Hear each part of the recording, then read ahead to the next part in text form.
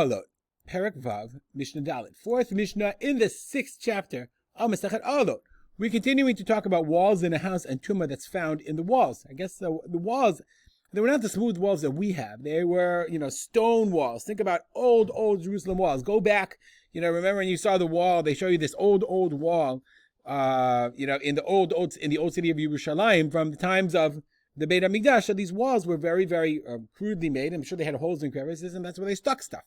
So I wouldn't be surprised if they found bones or what have you, tumah, human remains. Kotel shebein shnei batim. So now we talked about in the last Mishnah, we talked about the outside walls. So now we're going to talk about the inner walls between two houses. A wall between two houses. Ve'atuma betocho, and you find tumah, inside the wall, So who gets tameh?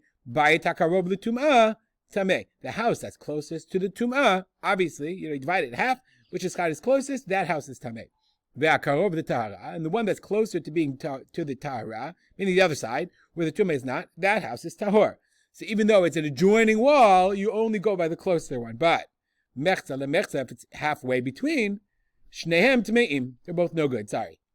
Tumah be'achad mehem v'kelim bakot. Whatever's the other way around, you have the tumahs in the house. A dead person died, more likely.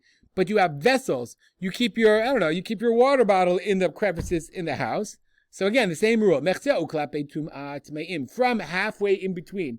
They have to figure out how thick is the wall and how halfway is it. What's halfway? Okay, that's part of this house. And if it's halfway towards the tumah, klape, facing towards the tumah, then the kli is tameh.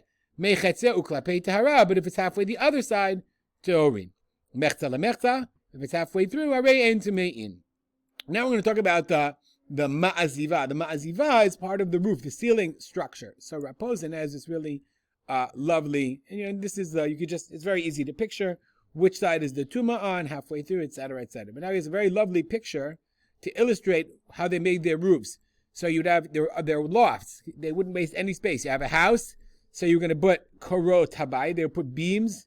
Across the beams, there's what's called nisarim, planks, and then they would pour plaster. It's actually very similar to the way they do it in Israel today. They put, metal beams across, and then they put supports, and then they pour whatever they pour. They pour sand and dirt, and then they put on that the balatot, the tiles. That's how they do that in Israel. So the Mishnah says this is the ma'aziva b'shebein bayit la'aliyah. The ma'aziva is that level, okay? Shetachin notar mima'al tikra. Okay, it's the ma'aziva, it's the teat, it's the plaster that they plaster above. And what happens if you find stuff in it? Ma'aziva shebein bayit la'aliyah.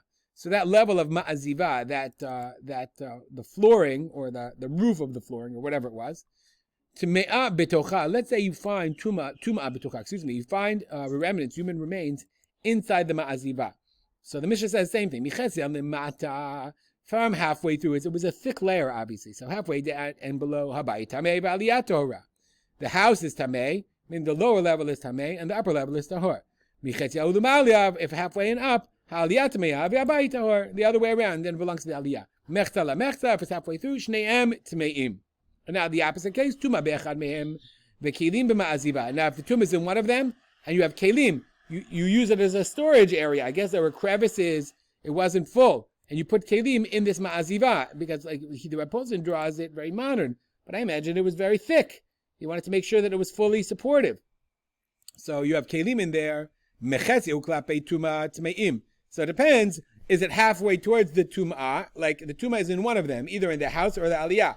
So if you're halfway towards closer to the tumah, the kli is tamei.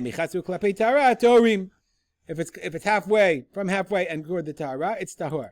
Mechza la mechza, if it's halfway, arei ein tamein, then it's tamei. Like we said before, misafek. Okay?